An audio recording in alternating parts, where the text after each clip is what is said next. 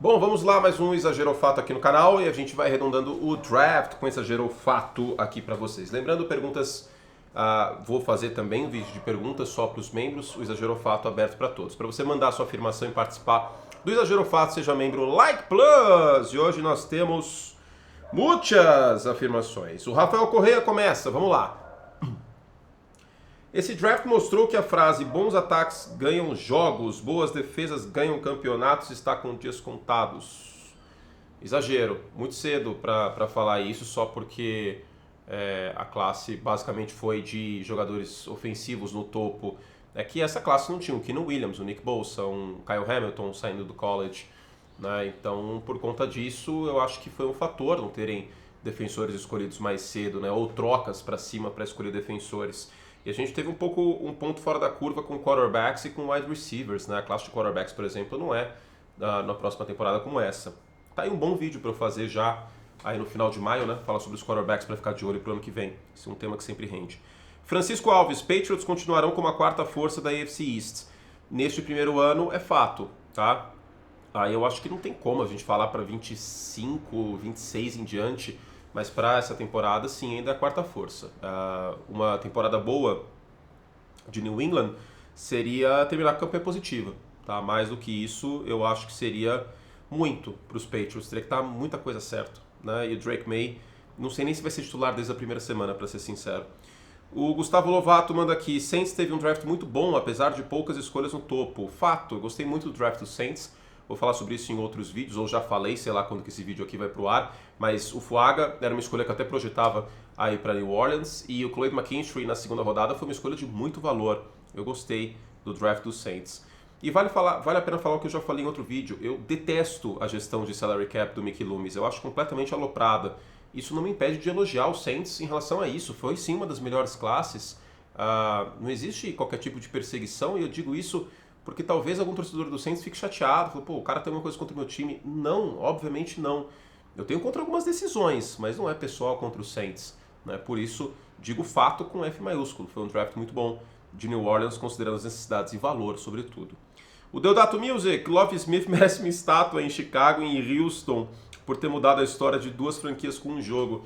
Para quem não se lembra, ele foi competitivo ao ponto de brigar na última semana para ganhar um jogo, né? E por Houston. E conseguiu.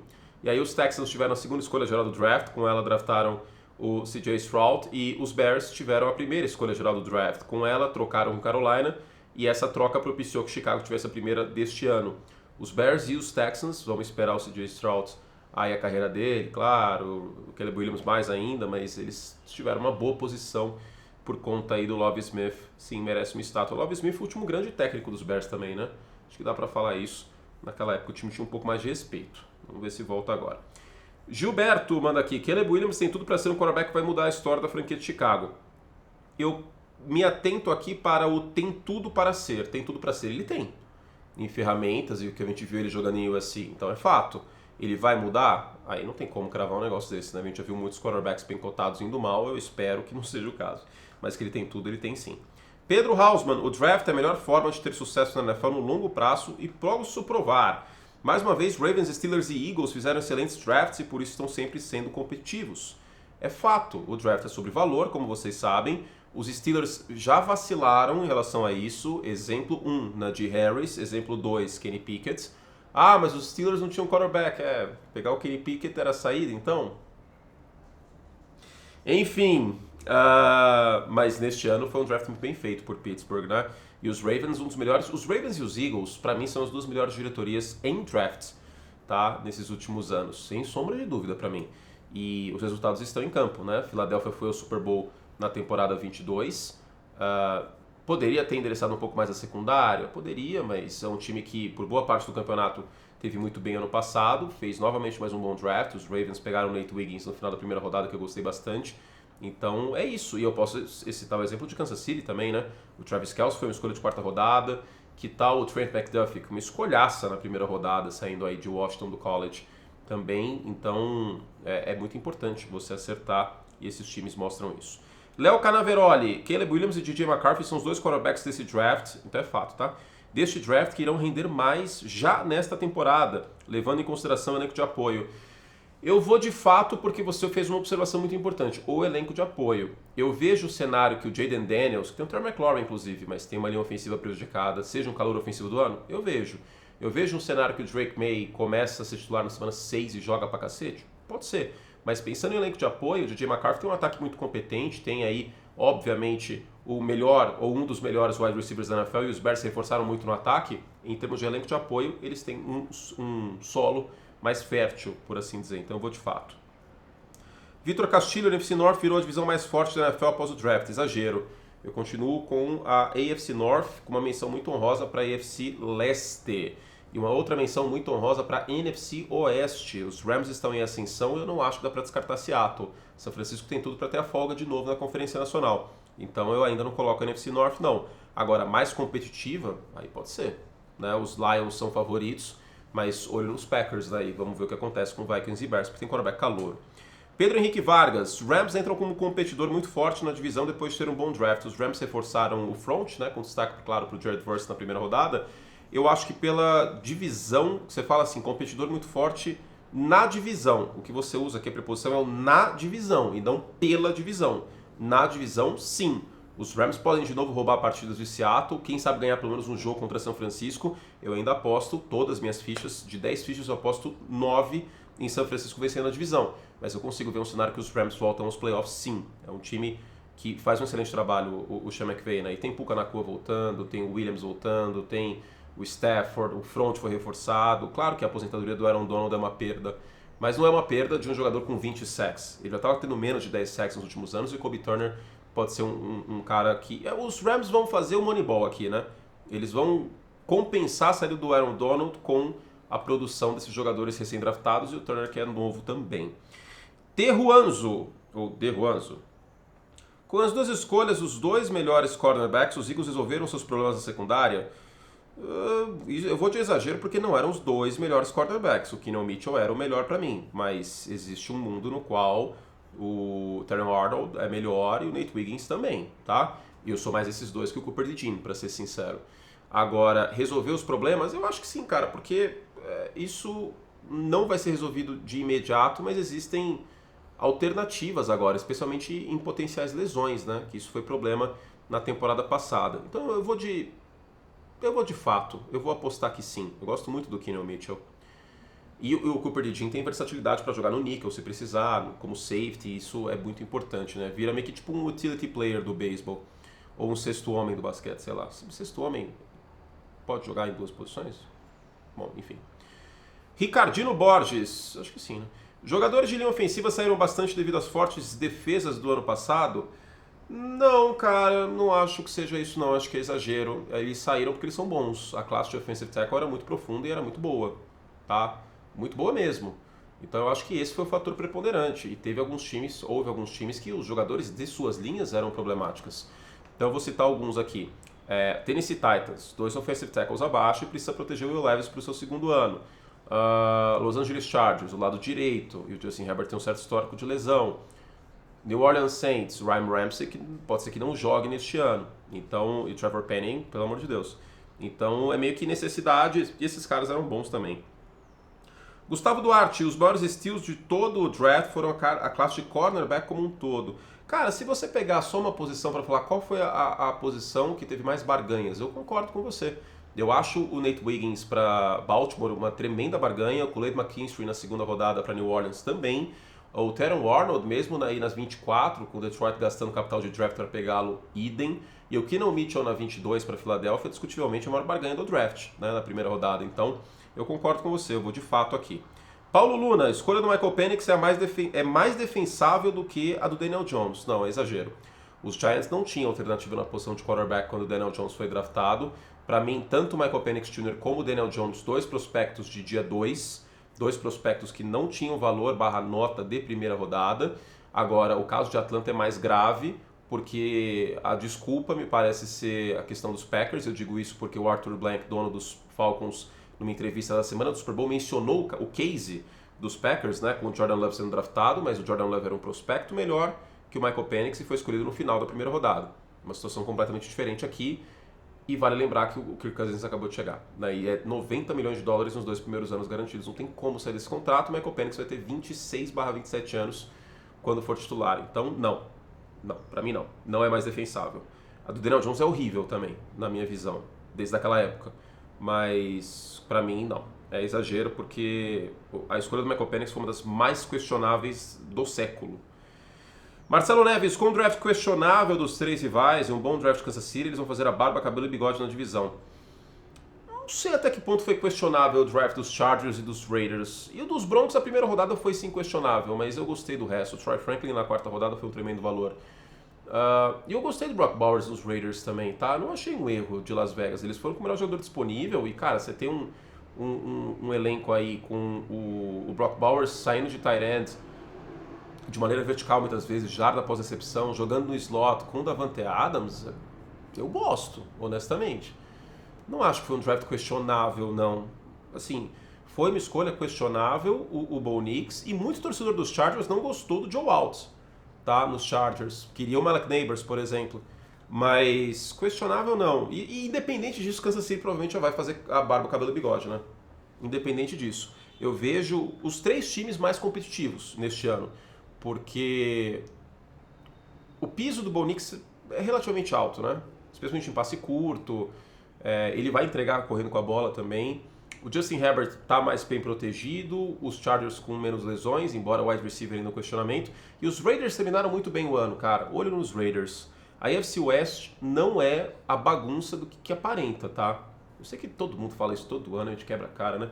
Mas, sei lá, não acho que é uma zona, não. É mais mérito de Kansas City aqui. Vitor Gambardella. Deixa eu aumentar o brilho aqui do celular que tá no meio. Vitor Gambardella. Os Patriots fizeram um draft quase todo de ataque. Isso mostra uma nova era em New England? Exagerou fato. Fato, né? Foi um recebedor draftado na 2ª rodada. 2 recebedores draftados nas 4 primeiras rodadas. E um quarterback na 3. Eu acho que se fosse o Bill Belichick, talvez tivesse descido. O Bill Belichick adorava fazer trade down, né? Com a proposta que Minnesota supostamente fez, né? As 2 de primeira rodada mais a primeira rodada do ano que vem, de acordo com Albert Breer, talvez os Patriots tivessem descido com Bill Belichick. E eu acho que eles acertaram em não descer. Então sim, mostra uma nova era pra mim, fato. William Almeida, os prospectos que os Chiefs draftaram em sua maioria são 880, teto alto porém cruz. Ok, eu vou de fato, né? O Worth e o Samaitaia são 2 prospectos que têm potencial atlético, mas que precisam de lapidação no resto. Então, eu vou de fato por conta disso. Ok, eu aceito essa afirmação como fato. Marcelo Coruja, o draft afundou ainda mais a NFC South como pior divisão da liga. Não acho que é isso o draft, não, honestamente. Eu gostei do draft dos Saints, como eu destaquei. Os Panthers não tinham muita munição, né? Então não tem muito como julgar nesse aspecto. E os Falcons fizeram um dos piores drafts, não só a primeira rodada, né? Aí tudo bem. Eu vou de meio fato aqui, tá? Uma menção honrosa para os Saints. Menção honrosa. E o do Paiva, São Francisco fez mais um draft fraco e vai afundar em 2 anos com o envelhecimento do elenco.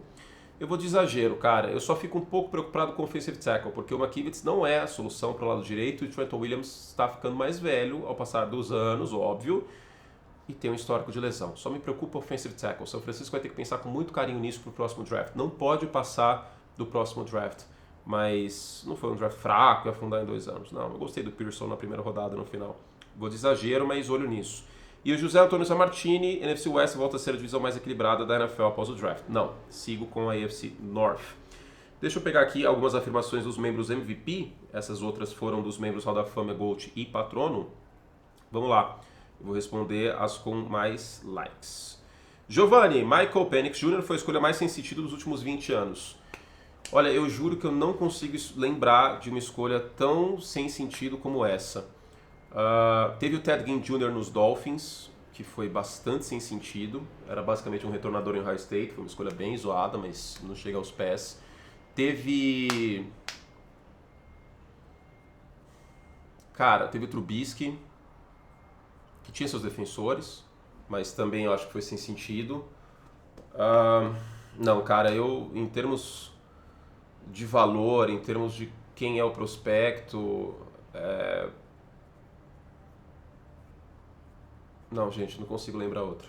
Não consigo, pra mim é mais sem sentido. Felipe Costa, com Green Bay e Lions mantendo-se competitivos e Bears e Vikings sendo a melhor que se projeta nos próximos anos, a NFC North será a divisão mais disputada.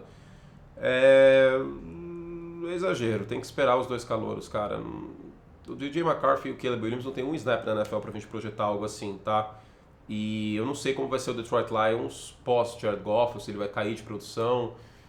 Não sei, cara. Eu acho que eu prefiro continuar com a AFC North, porque a AFC North vai continuar tendo, necessariamente, Lamar Jackson e Joe Burrow. Isso pesa muito. E eu ainda continuo com ela. E tem que respeitar a AFC Leste, tá, gente? Ainda mais com uma potencial melhora dos Patriots. Hipólito FMS, considerando Jordan Morgan um guard, faltou valor posicional no draft dos Packers. Não, essa é uma projeção interessante, né? Eu vou falar sobre no vídeo para os membros do draft dos Packers. É uma questão interessante, porque ele pode jogar como right guard, em tese, e aí tem que ver o que eles vão fazer com o left tackle. Será que eles vão mover o Zach Tom para left tackle e colocar ele como right tackle? Eu não gostei tanto da escolha, tá? Mas eu não acho que o final da primeira rodada é um valor posicional ruim para guard, se ele virar guard. Aí eu vou de exagero, não é só, tipo, não vejo assim, de tipo, ele é um bom jogador pro jogo terrestre. Não vejo assim, de tipo, putz, não pode draftar guard na primeira rodada. Então eu vou de exagero por conta disso.